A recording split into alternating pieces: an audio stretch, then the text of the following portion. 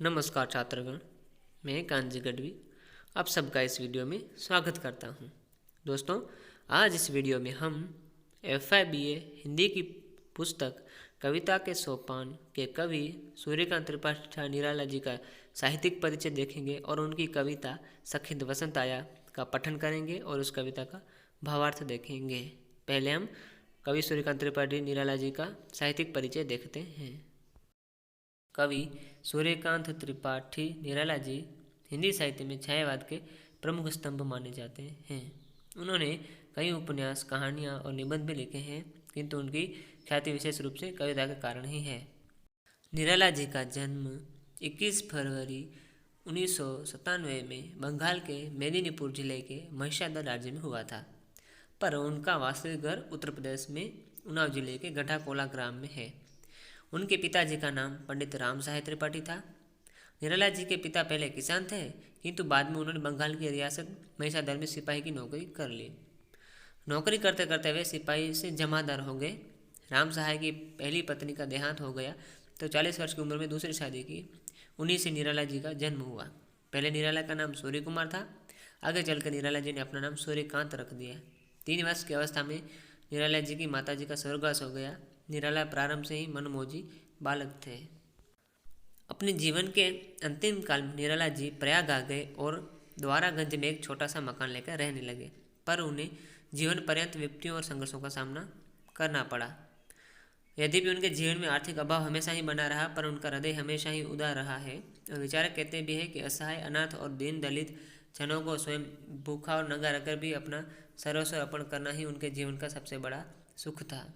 निराला जी जीवन भर दुख एवं अभावों को सहते हुए 15 अक्टूबर सन 1962 को चिर निद्रा की गोद में सो गए, यानी कि सन 1962 की 15 अक्टूबर को निराला जी की मृत्यु हुई थी। अब इनकी साहित्यिक कृतियों के बारे में बात करें तो काव्य हैं अनामिका, परिमल, कुकुरमुता, तुलसीदास, गीतिका आदि। उपन्यास हैं अप्सरा, अलका, प्रभावती, निरुपमा, चोट की पकड़ आदि। कहानियाँ हैं लिली, सखी, चतुरी चमार, सुकुल की बीवी और निबंध हैं चाबुक, चयन आदि। अब हम उनकी कविता सखी वसंत आया का पठन करेंगे और उस कविता का भावार्थ देखेंगे। सूर्यकांत त्रिपाठी निराला कविता सखी वसंत आया। पंक्तियाँ हैं सखी वसंत आया, भरा हर्ष वर्ण के मन, नवोत्कर्ष छाया। भावार्थ, प्रस्तुत कविता में कवि निराला ने वसंत ऋतु के माध्यम से प्रकृति के वैभव और संपदा का सजीव वर्णन किया। यानी कि प्रस्तुत कविता में वसंत ऋतु के आगमन के साथ प्रकृति में जो सौंदर्य आया है उसका चित्रण कवि ने यहाँ पर किया है। यानी कि वसंत ऋतु के प्राकृतिक सौंदर्य का चित्रण किया है।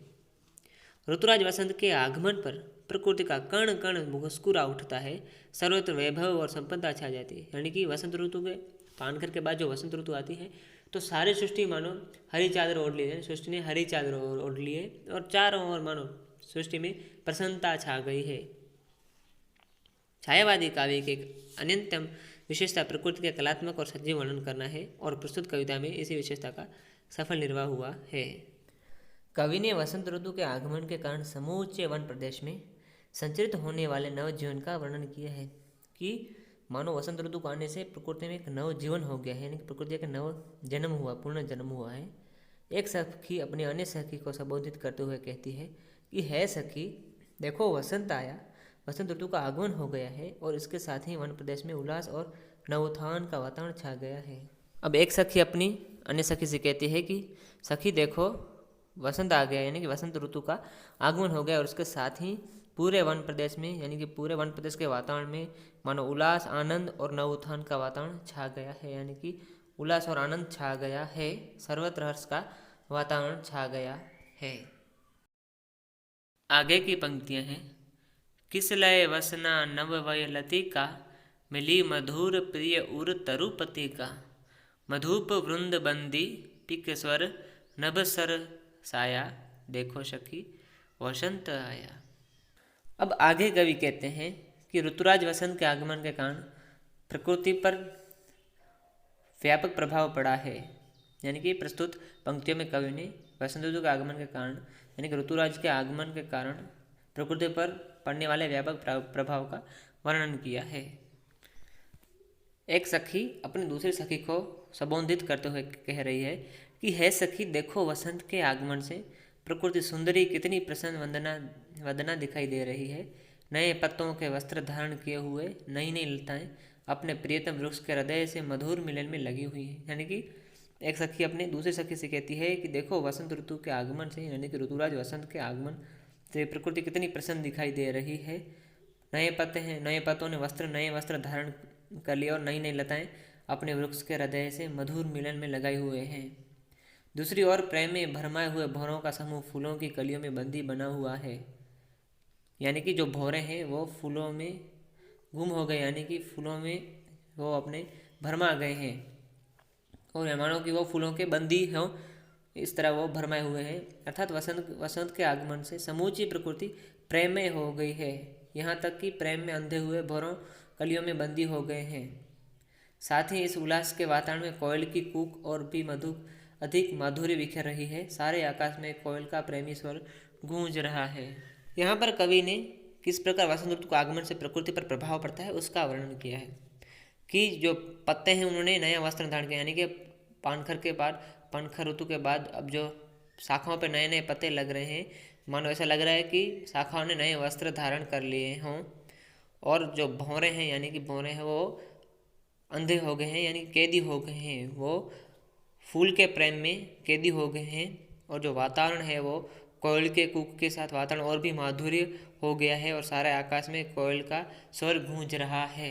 यानी कि वसंत ऋतु का जो शांत वातावरण है उसमें कोयल की कूक है वो सारे वातावरण में गूंज रही है और सारे आकाश में गूंज रही है। यानी कि वसंत ऋतु के आगमन से प्रकृति पर यह प्रभाव पड़ा है। प्रकृति मानो और भी आनंदमय और ज़्यादा शांत, आनंदमय और प्रेममय हो गई है। यहाँ पर कवि ने इस बात का चित्रण किया है, यानी कि प्रस्तुतिकरण किया है। आगे की पंक्तियां हैं। लता मुकुल हार गंध भार भर, बही पवन बंद मंद मदंतर, जागी नयनों में वन यौवन की माया, सखी वसंत आया। अब वसंत ऋतु के आगमन के साथ ही प्रकृति का अंग प्रत्यंग नवीन शोभा से जगमगा उठ रहा है। यानी कि जो प्रकृति का जो प्रत्येक अंग है अब वो नई शोभा से जगमगा उठा है। प्रस्तुत पद में कवि ने यही भाव व्यक्त किया है। कवि कहते हैं कि लताओं, कलियों और हर श्रृंगार के फूलों से निस्तृत होने वाली गंध के भार के कारण पवन की गति भी मंद पड़ गई है। अर्थात वसंत के आगमन से सर्वत्र फूलों कलियों की सुगंधित छा गई है। यानी कि जो वातावरण में जो फूल हैं और कलियां हैं उनकी सुगंध फैल गई है। मानो वातावरण में जो मंद जो पवन है वो भी मानो शांत पड़ गया है, क्योंकि चारों ओर फूलों की मधुर सुगंध फैल गई है। कवि आगे कहते हैं कि यह सारा सुगंधित वातावरण देखकर मेरी आंखों के समक्ष यौवन का दिव्य सौंदर्य छलक आया।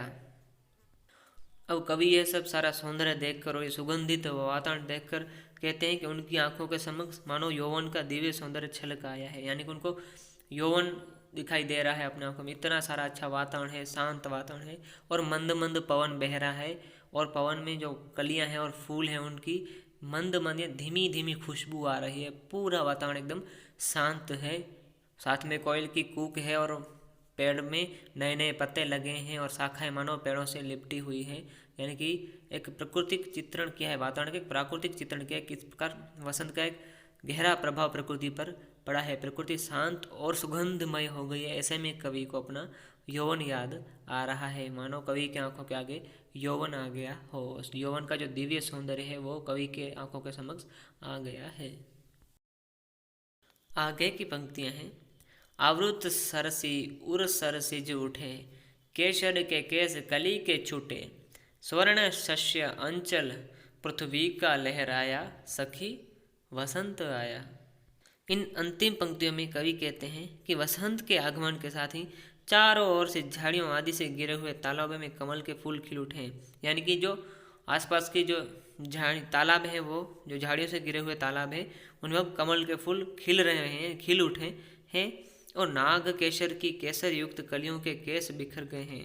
अर्थात वसंत के आने पर केसर की कलियां विकसित होकर फूल बन गई हैं, यानी कि जो केसर की कलियां थी अब जो वसंत ऋतु के आगमन के साथ वो खिल उठी हैं। खेतों की फसलें पक गई हैं और इस कारण पृथ्वी का स्वर्णिम आंचल लहरा उठा है, यानी कि खेतों में है जो फसलें हैं अब वो खिल उठी है, मानो पृथ्वी का जो आंचल है वो मानो वो स्वर्णिम हो चुका है, यानी कि सोने जैसा हो चुका है और लहर रहा है।